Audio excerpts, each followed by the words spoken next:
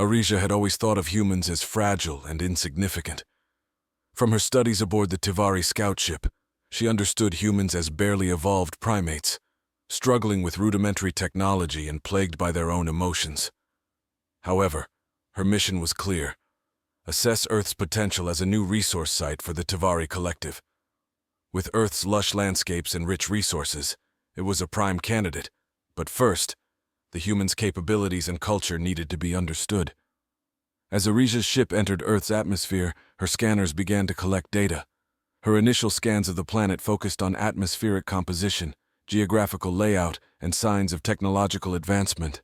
She was surprised to find a complex mix of gases that supported a diverse biosphere, significantly different from the sterile environments of other planets her race had colonized. The first anomaly occurred when she noticed unexpected fluctuations in the atmosphere. Pockets of intense heat and cold contradicted her predictions, suggesting technological manipulations of the environment.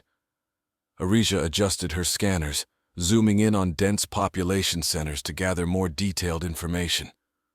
What she found puzzled her. Cities teemed with life, structures varied wildly in design and purpose, and there was an astonishing array of technology, some of it quite advanced. Arisha observed networks of electronic communication, vast and intricate, pulsing like the nervous system of some great beast. This was not the mark of a primitive species, but a civilization that had mastered complex technological landscapes. Intrigued, Arisha decided to deploy microdrones for a closer examination. These drones were invisible to the human eye, equipped with technology to analyze everything from local internet traffic to private conversations. As the drones dispersed across various continents, Arisha monitored their feeds, her interest growing with every passing minute. Her attention was drawn particularly to a series of broadcasts discussing a recent technological breakthrough in renewable energy. Humans had developed a way to harness solar power more efficiently than the Tivari ever managed.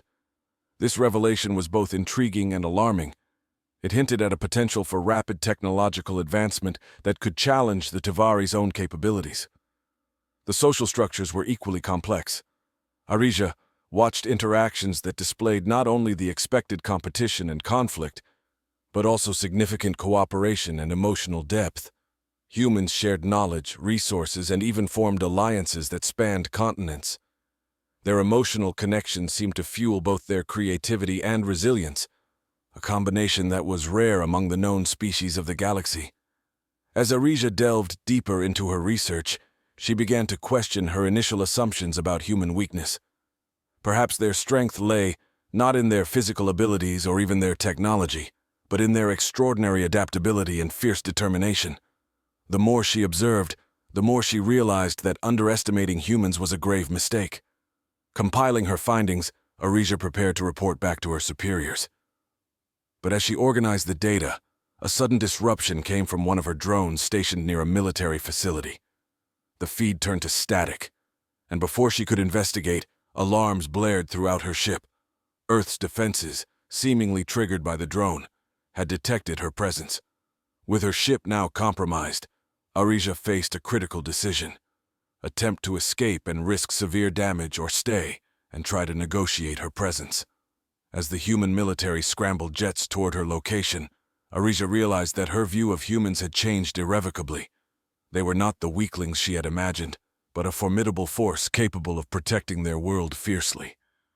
Her mission had just become infinitely more complicated. Arisha steadied her nerves as the roar of Earth's fighter jets grew louder. Initiating emergency protocols, she cloaked her ship in a refractive invisibility field, a sophisticated Tivari technology that bent light and electromagnetic waves around the hull, rendering it nearly undetectable. Despite this, the persistent whine of the jets encircling her location hinted that humans had more tricks up their sleeve than she had anticipated. In the confined cockpit of her ship, Arisha worked feverishly, rerouting energy to reinforce the cloaking shield while monitoring the advancing military forces. The humans were using a form of radar technology that seemed oddly effective at piercing her cloaking attempts. Adjusting the parameters of her shield, she managed a momentary lapse in the radar's lock on her. It was a temporary reprieve, forcing her to make a crucial decision: engage or evade. Opting for caution, Arisia activated the ship's sublight engines, gently pushing the craft toward the upper atmosphere where she hoped to make a strategic retreat to orbit. However, as she ascended, a new problem emerged. The drones she had deployed were still transmitting, and pulling them back now would alert the humans to her exact trajectory. Torn between retrieving valuable data and maintaining stealth, she chose the former, recalling the drones while masking their return path with sporadic bursts of static interference. Back on Earth, the data from the drones poured in, offering Arisia a deeper insight into human capabilities. They had established a network of orbital satellites that functioned as part of a global defense system. This network was not just military. It was interwoven with civilian communications, weather forecasting, and even traffic control. Such integration spoke to a level of societal cohesion and technical proficiency that was rare among species in the galaxy. Through her ship's enhanced auditory sensors, Arisia listened to the chatter among the fighter pilots. They spoke with a calm professionalism, but beneath that, there was an edge of excitement, an eagerness to engage with the unknown. This intrigued Arisia. It was not the reaction she expected from a species first encountering alien technology. Perhaps they were not as unprepared for extraterrestrial contact as she had assumed. As her ship reached the safety of low orbit, Arisia pondered her next move. The encounter had revealed a critical flaw in her approach. She had underestimated the humans not just technologically, but strategically and psychologically. She needed a new plan, one that involved less espionage and potentially more diplomacy. Pivoting her strategy, Arisia decided to initiate contact with Earth's leaders directly. Such a move was risky, but it could establish the Tivari as benevolent visitors rather than covert intruders. Crafting a message that emphasized peaceful exploration and shared knowledge, she aimed to broadcast it globally, hoping to appeal to humanity's curiosity rather than their fear. However, before she could transmit her message, another issue arose. The ship's communication array, damaged during the ascent, was malfunctioning. Repairing it would require materials not available on her ship. She would need to source them from Earth itself. This necessity pushed Arisia towards a decision that would change the course of her mission entirely. She would have to land on Earth, not as a distant observer, but as an active participant in its bustling, unpredictable life. The decision made, Arisia set her sights on a remote area of the Pacific Northwest, known for its dense forests and minimal human presence. Here, she could conduct her repairs discreetly and observe human behavior from a closer vantage point. As her ship descended once again into the atmosphere, hidden by the cloak and shielded by night, Arisia felt a mix of apprehension and excitement. Earth was proving to be a world of surprises, and she was about to step directly into its embrace. Arisia's ship glided silently over the towering evergreens of the Pacific Northwest, the damp, misty air of Earth a stark contrast to the arid conditions of her homeworld. As the ship settled into a hidden clearing, Arisia prepared for the next phase of her mission. The ship's exterior camouflaged perfectly with the surrounding foliage, reflecting the dusky greens and deep browns of the Earth environment.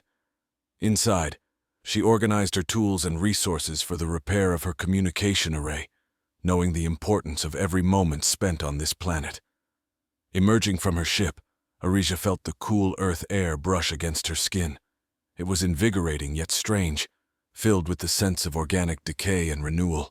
Her sensors were alert for any signs of human activity, but this remote location remained undisturbed, save for the occasional wildlife that prowled the forest. As she began her repairs, Arisia kept one eye on the data still streaming in from her drones. The devices, now discreetly positioned in various urban areas, captured a flurry of human activities. She watched as humans interacted in their daily lives, their behaviors and customs slowly painting a complex picture of their society. This voyeuristic insight into their world was fascinating. It revealed layers of culture and technology intertwined with a deep-seated resilience and ingenuity. Unexpectedly, Arisia's attention was caught by a group of young humans engaged in what appeared to be a competitive team sport. Their coordination and strategic planning were impressive, displaying a level of teamwork and physical prowess that was not evident from her initial studies. It dawned on her that physicality and strategy were as much a part of human survival and culture as their technological achievements.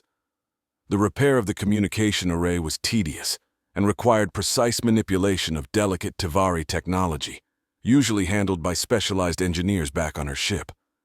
Arija, though a scout, was trained for emergency procedures, and her skilled hands carefully replaced the damaged components with makeshift parts crafted from the available resources.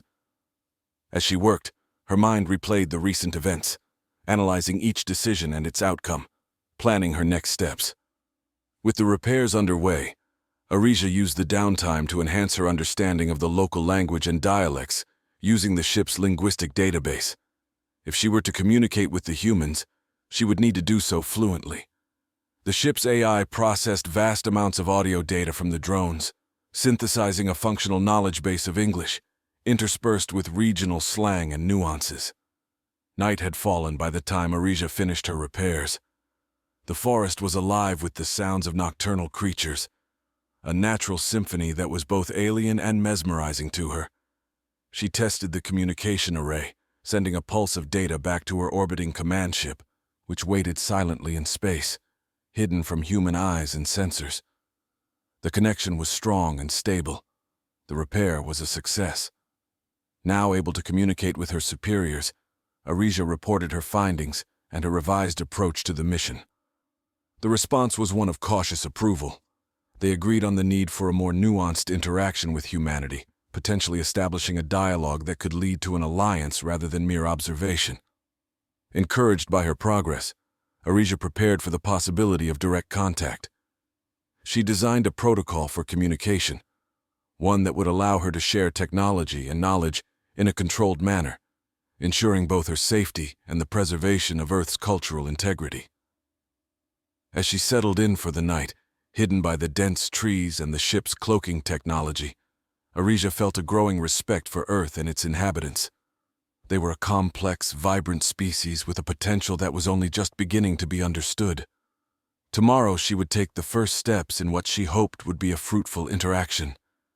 In the quiet of the Earth night, Arija finally felt a flicker of excitement about the possibilities that lay ahead.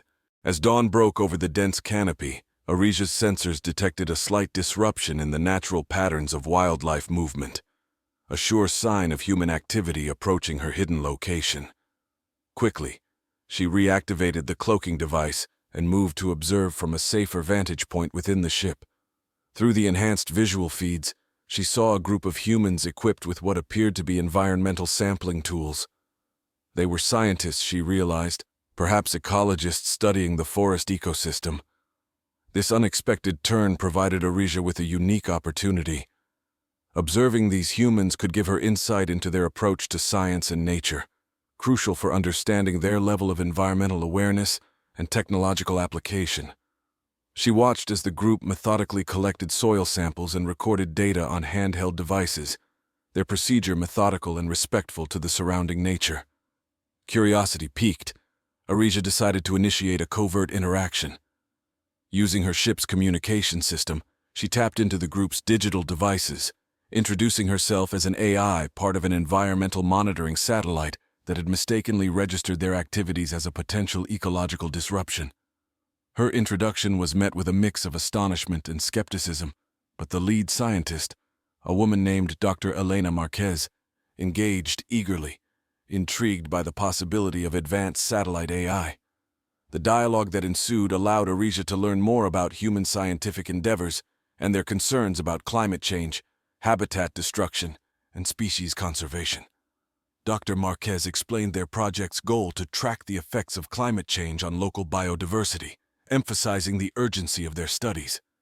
Arija offered insights from her own planet's struggles with ecological management, carefully veiled as hypothetical scenarios generated by her AI model.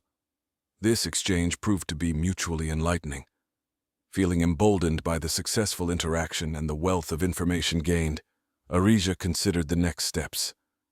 She needed to establish a more tangible presence on Earth, but in a way that would not alarm or threaten the humans. After the scientists packed up and left, Arija ventured outside, scanning the area with her own tools to gather samples and data that might be useful for her own reports back to the Tivari Collective. The ship's sensors suddenly alerted her to a returning signal. Someone was trying to trace her communication back to its source.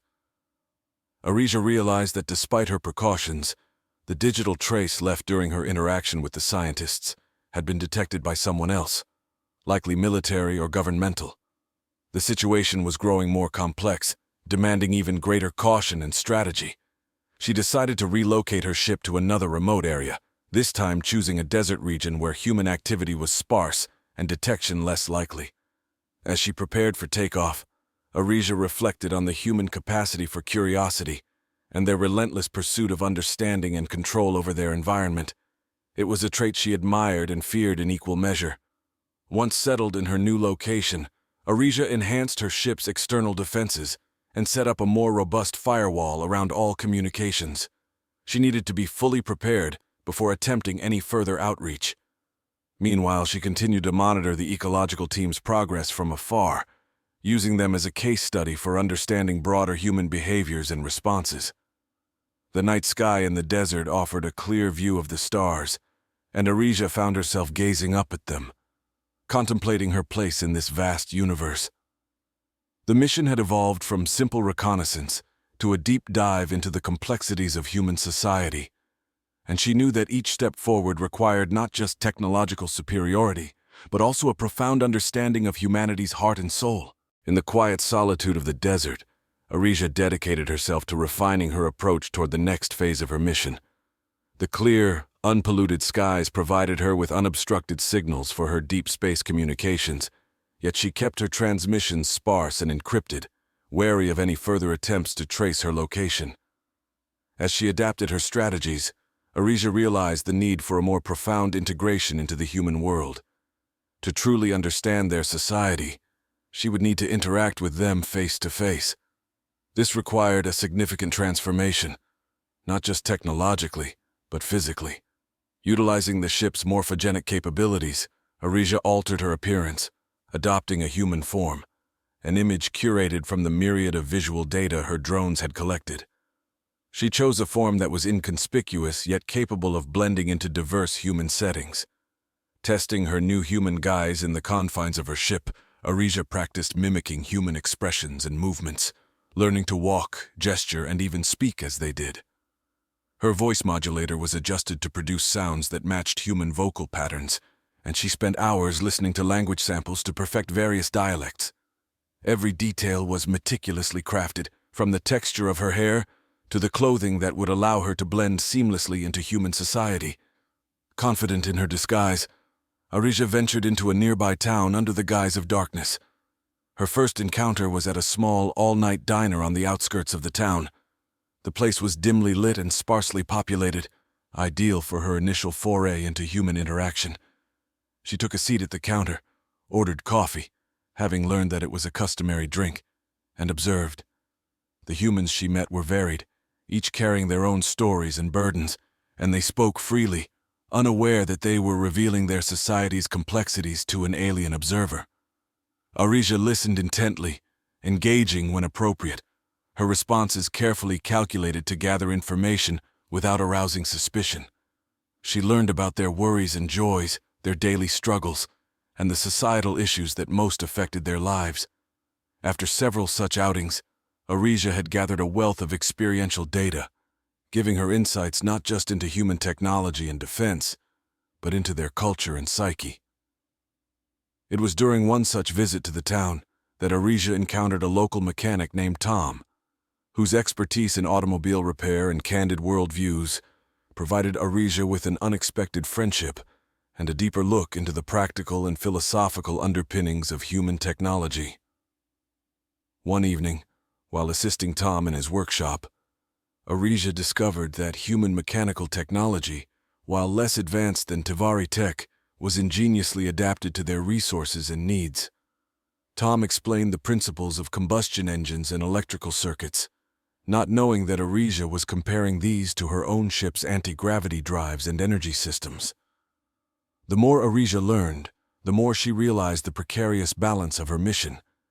Each piece of information was a double-edged sword, potentially beneficial for understanding and diplomacy, yet also a tool for manipulation and control. Her moral compass, inherently Tivari yet increasingly influenced by human ethics, began to weigh heavily on her decisions. As Arisia became more entrenched in the local community, her emotional attachments grew, complicating her objectives.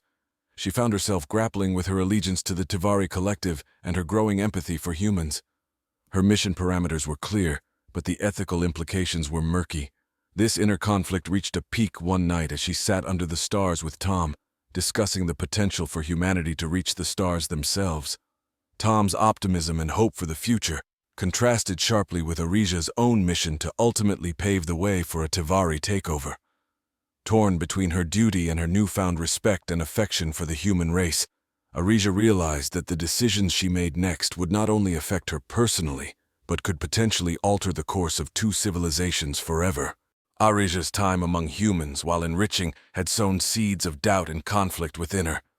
The more she integrated, the more blurred the lines became between observer and participant, between alien and human.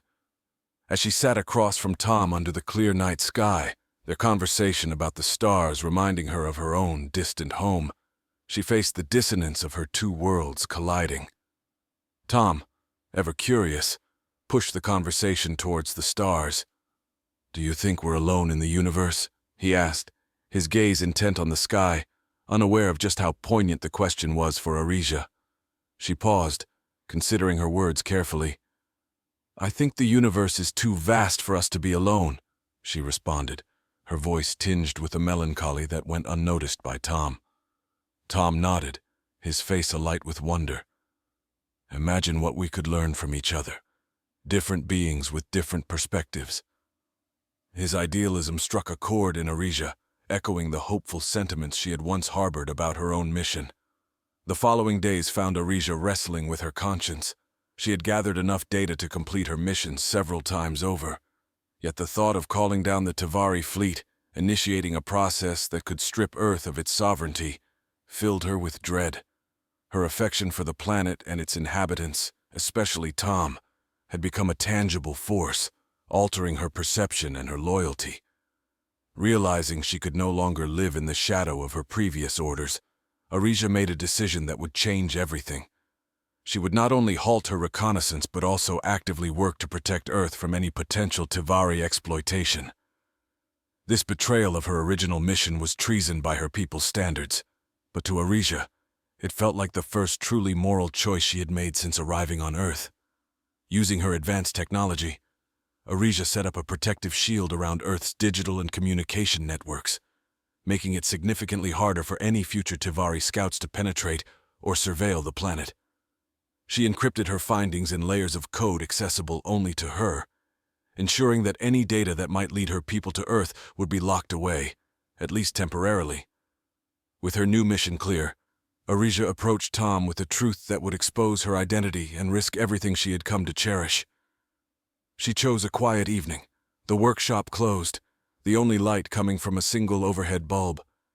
As she explained who she really was and why she had come to Earth, Tom's initial shock gave way to a deep, thoughtful silence. "I always knew there was something different about you," Tom finally said, his voice steady despite the weight of the revelation. "But I didn't imagine this." Arisia waited, tense for his judgment, ready to face rejection. Tom stood, walking over to a workbench littered with tools and half-repaired engines. He picked up a wrench, weighing it in his hand, then looked back at Arisia. "So what now? What happens next?" "Now, I choose Earth," Arisia replied. "I choose to protect it, as one of you if you'll have me." Tom set down the wrench, his decision made as he extended his hand to her. "Then let's make sure we do a good job of it." Together, they began the arduous task of fortifying Earth's defenses, blending Tivari technology with human ingenuity. Arisia, no longer just a scout from a distant world, but a defender of her new home, worked alongside humans to safeguard a planet she had grown to love. Her betrayal of the Tivari was complete, her new allegiance to Earth irrevocable. In the vast, star-filled universe, Arisia had found her place. Not as a conqueror, but as a guardian, her journey intertwined with that of humanity.